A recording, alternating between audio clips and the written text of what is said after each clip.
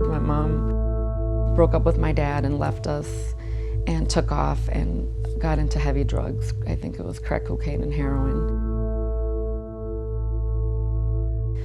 So I have a memory of my grandma telling me that, I was gonna go away for a while, and then my dad just showed up at the door. I had no memory of him until then. Unfortunately, that's where the nightmare of my life began. My stepmom, she would just grab us by our hair, throw us across the room, punch us in the stomach, kick us. She broke my sister's leg when my sister was 5 years old, and my stepmom was like kicking her and telling her to get up. My sister couldn't walk. She was just like dragging herself down the hall, and I was freaking out, and we called 911, and before 911 came, my stepmom told me that if I ever told them the truth, she was gonna kill me.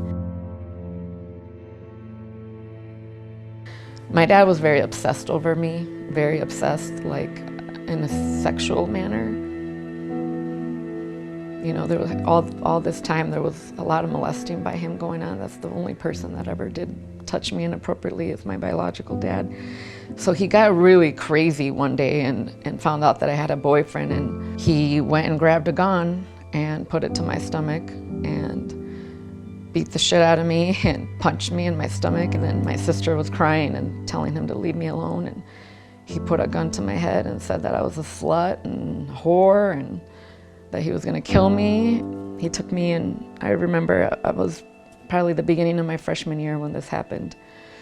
And we went to this little Ace Hardware store. He bought me a Timex watch. I think he gave me $20. I was able to pack some belongings in a red little old duffel bag. I wasn't allowed to take anything with me, say bye to my sister, and I was put on a Greyhound bus to Southern California to go live with some cousins or stay there for a while.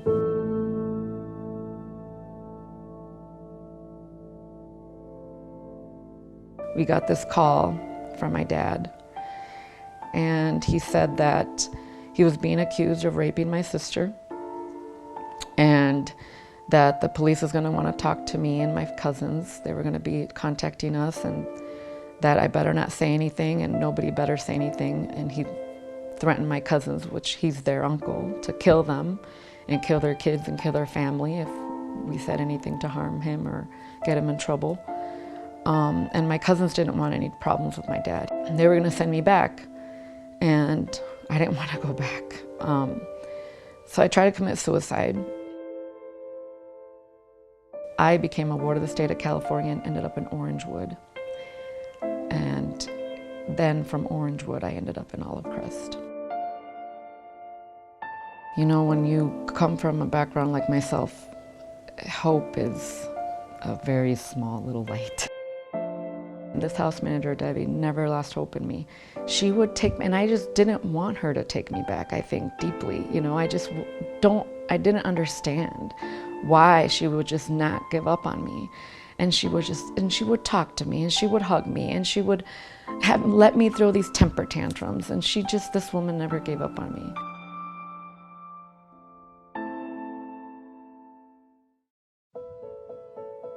If you don't have anybody to show you love or hope, I don't know what the purpose of being here is. I'd probably be dead or in prison. Those were the odds against me.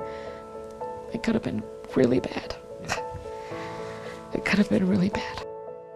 All these things started replaying in my brain, like, you can do this. You don't have to repeat the cycle. You can be a good person. You don't have to do drugs. All these things that the staff would tell you over and over, where you would roll your eyes and get sick of hearing it. But they were really trying to drill that and make you believe that you were not a loser, that there was hope. I needed someone to guide me, and the only people that could guide me were those voices still in my head. I just wanted to say thank you to Olive Crest. If it wasn't for them, I would have never learned what normal family living is, what a family dinner looks like. All these little things that count, from communicating and compromising and patience and love and all the things that I learned for the first time at Olive Crest. I would not have been able to have my own children and teach them anything if it wasn't for people like them. I wouldn't known what a normal family is like. I wouldn't have known, what it is to, after school, have a snack and read with your kid or do homework, because that's what they did with us when we got home. These things became very part of my life, and they are today, and I was able to pass them down. I didn't have anywhere to learn that from, or anyone. So I do want to say thank you to Olive Crest for that.